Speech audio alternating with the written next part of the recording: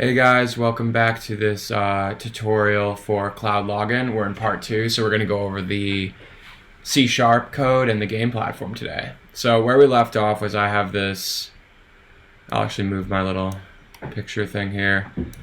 Kind of where we left off is we have, on the dashboard, we have this game I created. And we have a game ID and an API token which we can link to in the game. So once you download the C# code from the asset store, then we can, we'll see a folder called CloudLogin. Inside of here is all the code, so you actually, you could crack it open and see it, but we're going to have an example scene. So we're just going to go ahead and open this example scene. In the future, I probably will do a more graphic example. This one's going to have no interface, so it's just a series of logs, but it will make sense. So here we are in the example scene. We'll see CloudLogin initializer. This is a prefab that you will have to drag into the first scene of any game you make with CloudLogin. It's going to travel from scene to scene, create some singletons, and it will maintain your data for you so you can access it from anywhere. So first things first is drag this in, and then the second thing you're going to need to do is connect with code. So this is this CloudLogin example is you wouldn't really add this into a project. This isn't the source code. This is an example code. So the first things first is and if we'll actually kind of go through the documentation as we go. So from the web, we've done all three of these steps. Now from Unity, we're going to import the package, then we're going to connect to CloudLogin. So it's really as simple as CloudLogin.setupGame, which is connect to the game, and then you could start doing things like create users, sign in users, etc. So we're going to see on start of this script, which is just on the camera. I mean, you could do it wherever you want. It probably would make sense to do it from some sort of login controller on your first scene. But we're going to set verbose logging to false. This will give you a bunch of analytics and a bunch, you'll be able to figure out where things went wrong if they do by turning this on. We're going to leave it off because it's just going to fill up the logs. Then we're going to do CloudLogin setup game with our game ID, which is 1, our game token, which is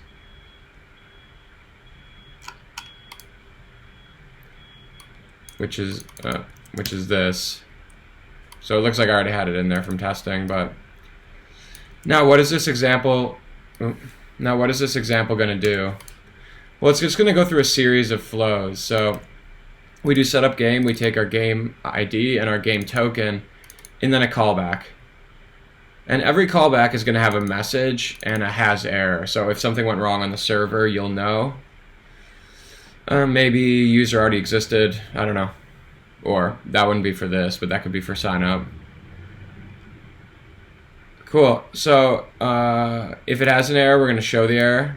If it doesn't, there's actually a chain where it's going to download all the store items. So it's going to say, when you sign in, it's going to sync your system with your CloudLogin system. So it'll know all your users, and it will know all your, well, it won't know your users, but it'll know your store items. When you sign in, it will sync your users' information. So we're going to show all the store items in there, which in the last tutorial I think we went through, we showed that we have mirror ball and soccer ball.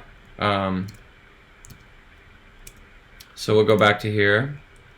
That should print mirror ball and soccer ball with the cost of them. Then we're going to sign up, not sign in. But sign up's the same thing. CloudLogin.signup. What's the user's email? What's the password? What's the username? And signed up. You guys can really use these how you wish. Like username could be an email if you just want to use that for both. Signed up is the callback. So that will say has error and has message. If it's successful, we're going to print that. And we're going to show things like the current user, like how many credits do they have. Credits can be used in your in-game store. This is all built in. You don't have to, all you would do is, create the products here, and you could do functions like cloudlogin.currentUser.add credits, and it will add to your, yeah, well, we'll do that here, I guess. So we're going to get the credits, which will say probably 0, and then we'll do CloudLogin, because we just created that user. Then we'll do CloudLogin user, add credits. So you could, at the end of a single player round, it's like you earned 50 credits, you could add that to the store, to your system, and then your user logs into a different device and still has the credit, right? Standard callback to add credits. So then add credits, we're going to, print, okay, we got the credits now. So that's great. Next thing we're going to do is set an attribute. So this is a key value pair. And you could save whatever you want. You can make it, anything you want, like past level 1 true, or I don't know, name Velma. It's like you guys can do literally whatever you want for a key value pair, and that will save with the user online, so you could pull those if you need to like show certain values for stuff.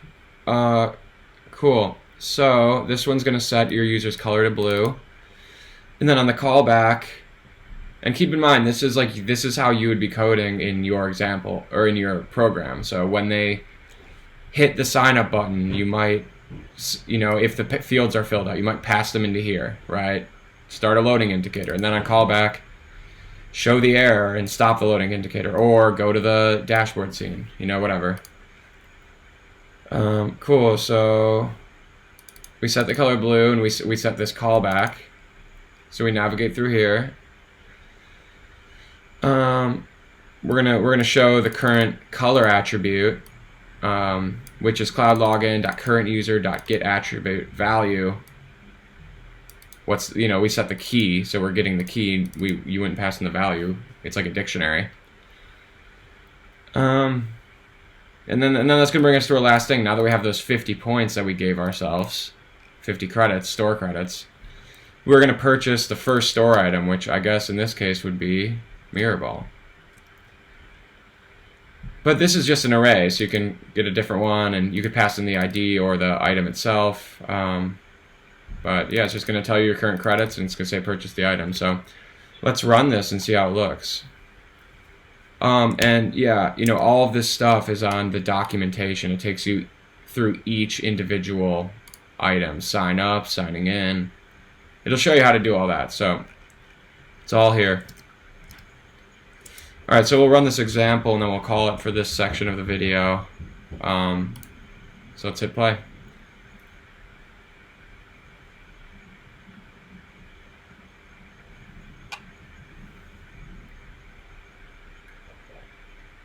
Of course, always get the, okay, here we go.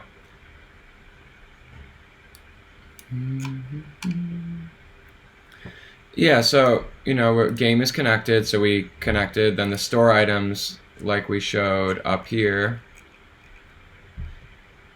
we're going to print out the store items, the name and the price, mirror ball 50, soccer ball 100.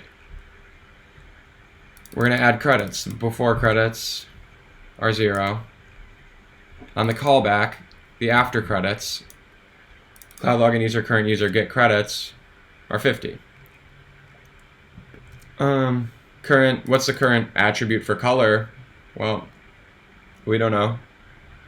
It doesn't exist yet. You just signed up, so it's null. Is it null? True. So we're going to set it to blue, and on the callback, we're going to print it again. What's the current color? Blue. Oh, I'm sorry. It's false. Current color is null. False. What color is it? It's blue. Turn off these notifications. And then we're gonna purchase the item, and it purchased item, and the current credits should be back down to 0 now. So that's the gist of it. Hopefully I'll be able to put up a video with an interface in the future. If you have any questions, email me at support@cloudlogin.dev. And thanks for watching. I hope this was helpful.